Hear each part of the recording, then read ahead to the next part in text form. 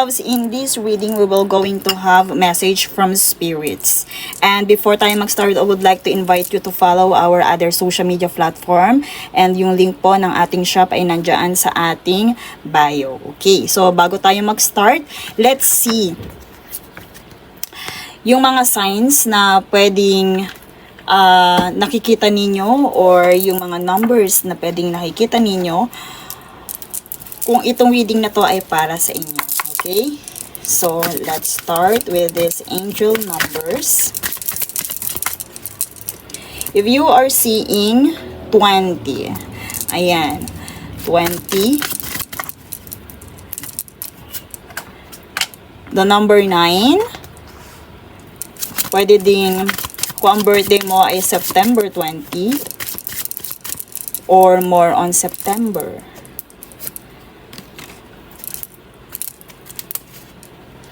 31, if you are aged between 20, 29, 31.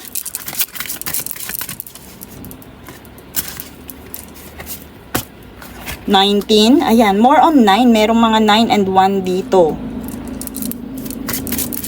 So, tingnan nyo kung merong palagi kayo nakaka-encounter ng ganitong number or yung birthdays ninyo, 999. I also hear the end of the cycle here. Okay, so 999, 19, and 9. Look, kung palagi nyo nakikita yung mga numbers na yan, my loves, maybe this reading is for you. Okay, so message you need to hear right now since na kayo ay kumbaga drone. I hear na my loves, meron ditong endings and beginnings. Some cycle or may cycle na kailangan ng tapusin or natapos na or matatapos. And may new beginning dito. Okay? So, also, I hear the self-appreciation. Kung hindi nyo man na-appreciate yung sarili nyo, my loves, spirits are telling you to appreciate yourself. And also dito, nakikita ko meron kang bagong sisimulan. Kasi nandito yung 19, achieve the life of you desire. Okay? So you have to take big risks. My loves, maaaring dati natatakot ka, right now hindi na. And sharpen your focus. Kailangan mo mag-focus dito sa sisimulan mong bagay kasi ikaw yung magiging pioneer dito. So ano yan, my loves. Kaya siguro may paparating na endings of the cycle here. Maaaring may new beginnings naman sa ibang aspect ng inyong life. And with the Labradorite, you have to protect your magic. You have to protect your spark. And kung ano man yung energy about that desire, protektahan mo yun. Huwag mo muna agad i-share kahit kanino, my loves. And with the diamond, shine your brightest. Right now, I hear na parang dumadanas ka sa isang madilim na experience. Kumbaga, pwedeng merong kinalaman dito yung ibang tao na nakakapag-dim ng iyong light. Pero dito, my loves, don't worry kasi sabi nga dito, meron kang sisimulan ulit. Meron kang panibagong simula na nagpapaalala sa'yo that you will going to shine brightest. Kung ano may sisimulan mo na yun, my loves, magtatagumpay ka dun. Okay? Don't worry dun sa mga nakaabang na or napaparating kasi iyon ay blessing. Iyon ay very favorable when it comes to you. Kasi patapos na kung ano may pinagdadaanan mo. Kung yan ay negative man, patapos na siya, my loves. Okay? Let's see more. Okay, community, maaari, my loves, may mga nakapanakit sa'yo from your community, from your loved ones. Because of this garden, pwede din na may kinalaman sila sa nangyayari sa iyo. Ayan, with the cross, nag-cause yun sa'yo ng suffering, my loves. So, kung ano man yung community na ginagalawan mo, yung mga tao sa paligid mo, maaaring nag-cause sa'yo ng suffering. Pero, my loves, dito, may journey. Sabi, meron talagang matatapos at magsisimulang journey, my loves. And that is very positive. Spirits wants you to know na matatapos din yan. Kung ikaw ay nabully, kung ikaw ay pinagtripan ng mga tao sa paligid mo, naging mean sila sa'yo, my loves, don't worry kasi may end na dyan. So, I hear na meron dito na nag-ano sa'yo, nagkukos sa'yo ng suffering. So, they are pwedeng 5, 3 hanggang 6 na tao na nagkukos sa'yo ng suffering. Part yan ng community mo, my loves. I also hear, my loves, yung dito, with the diamond card. Ang diamond natin, bago maging diamond, bago mag-shine, ay dumaan muna sa pagiging ordinaryong bato hanggang sa sinubok ng panahon. So, ikaw to, my loves. And I hear na mas magsha-shine ka pa through adventure, travel, and to your journey. Paano mo maiko-connect? Or ano yung mga bagay na pwede mong gawin na may kinalaman dito sa ship na to? Kasi itong journey na to, kumbaga, ito na mismo yung life experiences mo eh. So, ano dyan, my loves, yung dito ka maaaring magtagumpay, magsimula ulit. May kinalaman dito.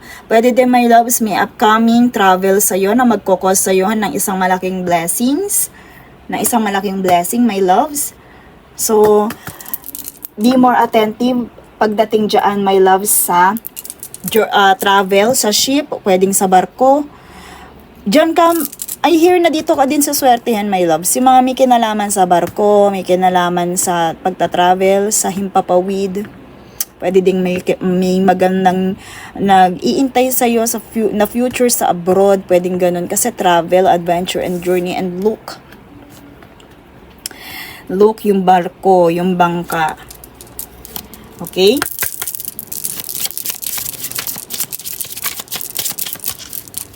Let's see more. Challenges. Make a decision. You have to make a decision. Okay? Work on your inner healing, my loves. Kasi ang daming ng challenge. Challenge just talaga itong community na to. Yung nag-cause sa'yo ng conviction na to, challenge talaga sa'yo to. At iyan na isa sa mga challenge para maging diamond ka. Okay? Work on your inner healing. Walang ibang makakapagpagaling sa'yo. Walang ibang tao. Kasi nga, mismo yung community na to, yung iyong naging problem. Yung naging source ng iyong suffering.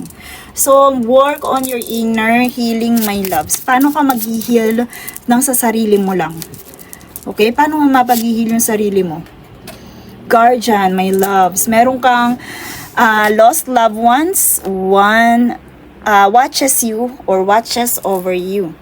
Kung feeling mo nag-iisa ka, pinagtutulungan ka ng community na to, ng mga tao sa paligid mo, my loves, merong guardian na laging nakatingin sa'yo, nakasubaybay.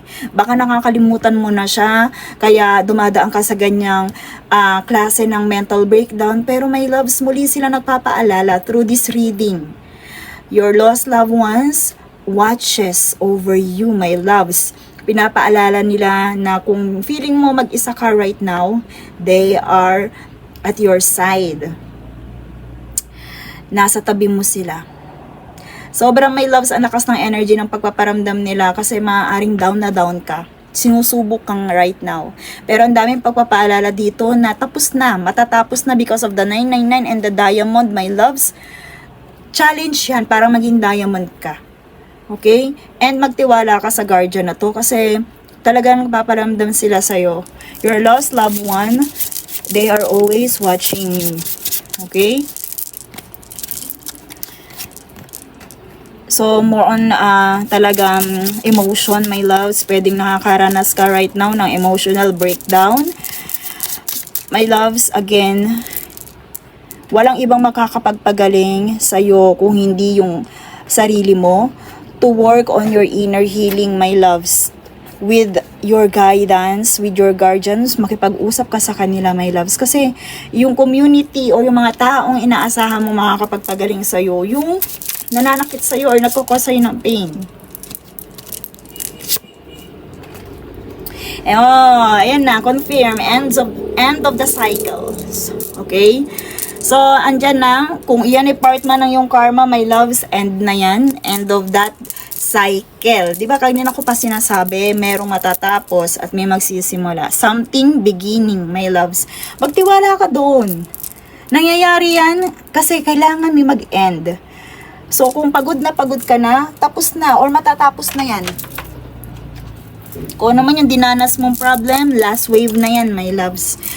At doon ka ma-curious, doon sa pasimula. Saan yung pasimulan na yun? Ano yun? Doon ka ma-excite, my loves. Okay, spirits are telling you, your guardians are reminding you na may katapusan din ng mga bagay-bagay. At magtiwala ka sa kanila dahil hindi ka nila pababayaan. Okay, hindi ka nila pababayaan, my loves. So, trust this cycle. May katapusan din ito. Huwag ka magpakalugmok dyan sa yung mental breakdown. Hindi ko naman sinabi na hindi mo siya pansinin, pero my loves, nagkakos na siya ng lots of anxiety sa'yo because of this water sign, my loves. Lots of emotional breakdown, my loves. Nagkakos na to. Kaya si spirits, itong lost loved ones mo, through this reading, pinaparamdam, my loves, pinapaalala na kailangan mong magkaroon ng inner work healing. You have to work on your inner healing, my loves. Kasi meron kang mga family, tunay na pamilya na nagmamahal sa'yo. Kailangan kanila.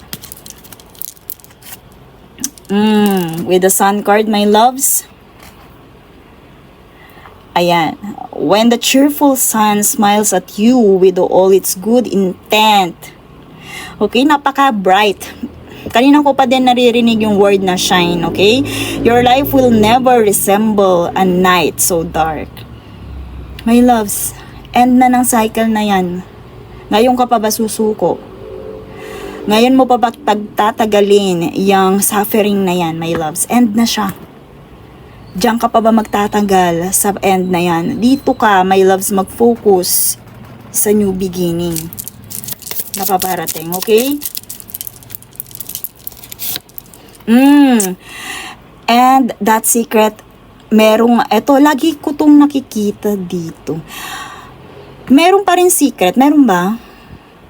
May secret pa rin na na nakahandang mabunyag. Pwede ito sa bloodline mo, sa mga kamag-anak mo, secret na ngayon, malapit mo na siya ma-find out.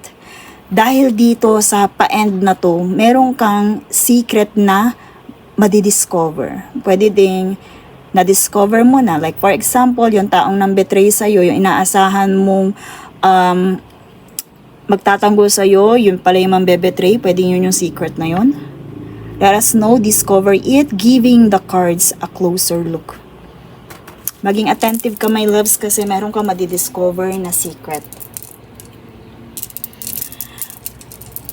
Okay, so spirit messages. Let's see the angels' messages.